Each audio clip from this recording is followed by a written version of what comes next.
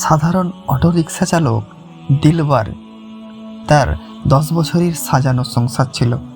4 সন্তান আর সুন্দরী স্ত্রীকে নিয়ে সুখেই কাটছিল দিন। কিন্তু শয়তান তার মাথায় কুমন্ত্রণা দিল। যখন তার সুন্দরী শালিকা বাসায় আসা যাওয়া শুরু করলো, স্ত্রীর আড়ালে দিলওয়ার তার শালিকার সাথে অবৈধ সম্পর্ক গড়ে তোলে।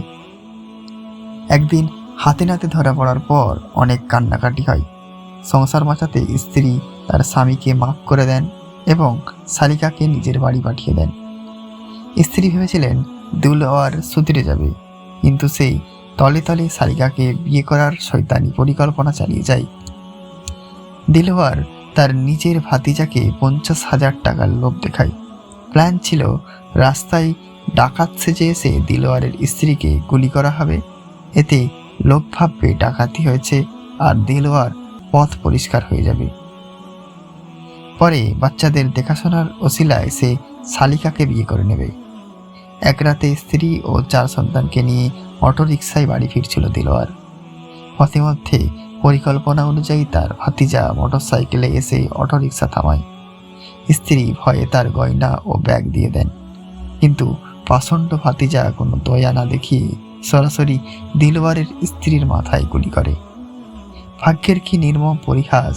সেই গুলি স্ত্রীর মাথা ভেদ করে পাশে বসে থাকা তার ছোট্ট মেয়ে মাহিন তার মাথায় গিয়ে লাগে।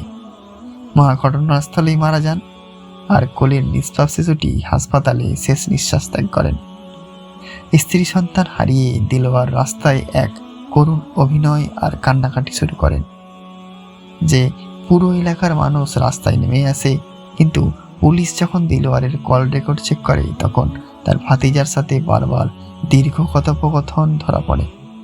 মাত্র 24 ঘন্টার মধ্যেই পুলিশ খুনি ভাতিজাকে ধরে ফেলে এবং সব সত্য স্বীকার করে দেয়।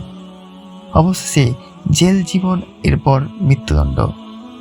একটি অবৈধ সম্পর্ক শুধু নিজের নয়, আপন সন্তানদের জীবনের আলো নিভিয়ে দেয়।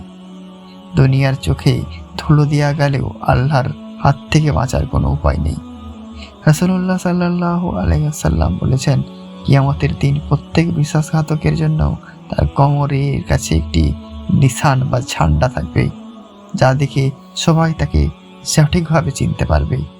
সহিহ মুসলিম।